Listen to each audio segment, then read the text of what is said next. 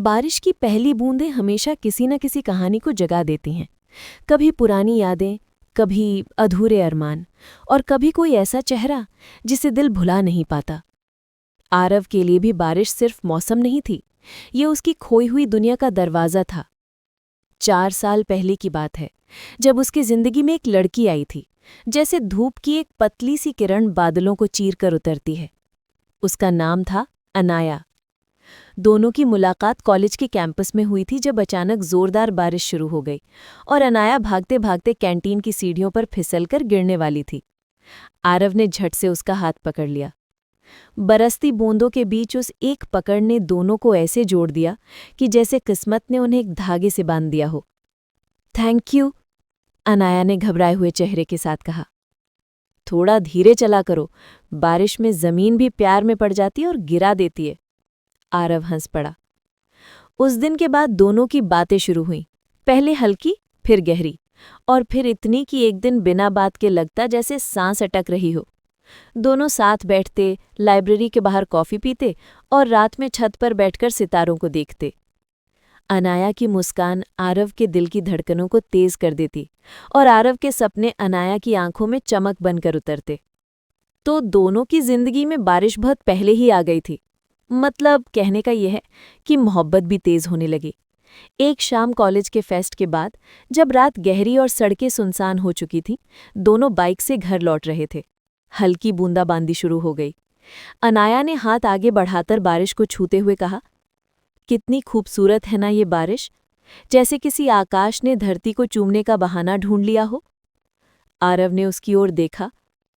अगर धरती इतनी खूबसूरत हो तो आकाश क्यों न झुके। अनाया शर्म से गाल छुपाने लगी और हवा उनके बीच मुस्कुरा उठी। धीरे धीरे दोनों का रिश्ता इतना गहरा हो गया कि कॉलेज में हर कोई कहता, इन दोनों का अंत जरूर एक होगा। पर किस्मत को शायद खुशी ज्यादा पचती नहीं थी। फाइनल ईयर खत्म हुआ ही था कि अनाया को अपने घर लखनऊ से कॉल आया। उसके पापा की तबीयत अचानक बेहद खराब हो गई थी। वो रोते रोते बोली, आरव, मुझे जाना होगा, पता नहीं कब लौट पाऊंगी। आरव ने उसका हाथ थामकर कहा, जाना जितना जरूरी है मैं उतना ही समझता हूं, पर एक बात याद रखना, दूरी सिर्फ रास्तों में होनी चाहिए, दिलों में नहीं।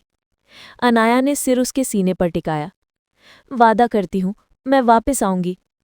पर जिंदगी किताब की कहानी नहीं होती।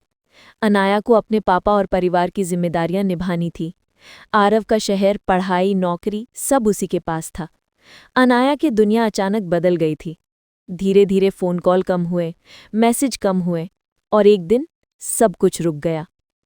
आरव ने कई बार कॉल किए, मैसेज किए, पर लगता था जैसे उसके सारे संदेश किसी खाली सड़क पर गिरकर खो जाते हों। उसे लगा शायद अनाया उसे भूल चुकी है। वो टूट रहा था, पर उम्मीद की एक हल्की सी किरण हमेशा दिल के कोने में जलती रहती। 4 साल बाद बारिश फिर लौट आई। आज वही रात थी जैसी उस दिन थी। फरवरी की हल्की ठंड, बादलों में घिरी चांदनी और बारिश की खुशबू हवा में तैरती हुई। आरव एक कैफे के बाहर खड़ा छतरी पकड़े सड़क पर गिरती बूंदों को देख रहा था। उसने खुद को काम में डुबा लिया था, पर दिल में खालीपन की जगह कभी नहीं भरी। तभी कैफे का दरवाज़ा खुला और एक लड़की बाहर आई। हल्के नीले रंग का सूट, भीगे बाल और आंखों में वही चमक। अनाया। आरव का दिल जैसे रुक गया। वो पलके झपक कर भी यकीन नहीं कर पा रहा था। उसके हाथ से छतरी गिर ऑलमोस्ट हो गई। अनाया ने धीमे से कहा, हाय आरव। बारिश की आवाज भी उस पल की खामोशी को नहीं तोड़ पाई। आरव ने खुद को संभाला। तुम यहां, इतने साल बाद? अनाया की आंखें भर आईं। मुझे पता था मैं तुम्हें यहीं मिलूंगी। तुम बदल नहीं सकते। बारिश में तुम्हें हमेशा यही कैफे पसंद था। आरव एक पल के लिए मुस्कुराया, फिर बोला, तुमने अचानक सब क्यों तोड़ दिया था? क्या मैं इतना भी लायक नहीं था कि तुम सच्चाई बता पाती? अनाया ने कांपती आवाज में कहा, लायक? तुम सबसे ज्यादा लायक थे आरव, पर मेरी जिंदगी उस समय एक ऐसी लड़ाई में थी जिसने मैं खुद को भी खो रही थी। तुम्हें कैसे शामिल करती?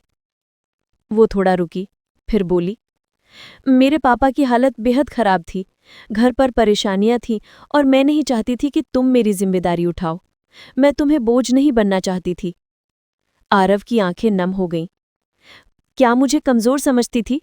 तुमसे दूर रहकर मैंने खुद को कितनी बार संभाला है, तुम कल्पना भी नहीं कर सकती।